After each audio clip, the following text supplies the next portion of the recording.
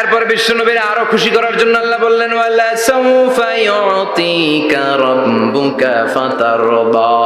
ও নবী, অচিরে এমন এমন জিনিস আমি আপনারে দান করব, এগুলো পেয়ে আপনি খুশি হয়ে যাবে। কে বলে? ওদের কথা আপনার মন খারাপ, আপনি হতাশ, ভয় পাবেন না নবী, হতাশ হবেন না, নিরাশ হবেন না, আমার উপর ভরসা রাখেন না। এমন এমন জিনিস আমি আপনারে দেব, ফাতারদা, ওগুলো পেয়ে আপনি খুশি হয়ে যাবেন। সুবহানাল্লাহ পড়ে। আল্লাহর কাজই হলো বিশ্বনবীরে খুশি রাখা। Verily I'm gonna give you something that will make you happy. এমন জিনিস আপনারে দেব নবী, আপনি খুশি হয়ে যাবেন। আল্লাহর কাজই হচ্ছে বিশ্বনবীরে খুশি রাখা। যেখানে বিশ্বনবীর মন খারাপ, ওইখানে বিশ্বনবীর আল্লাহ আছে না নাই?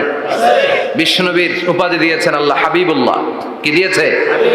আর সাইয়েদনা ইব্রাহিমের উপাধি খলিলুল্লাহ। দুইজনই আল্লাহর প্রিয়, দুইজনই উলুল আজমি মিনার রসুল।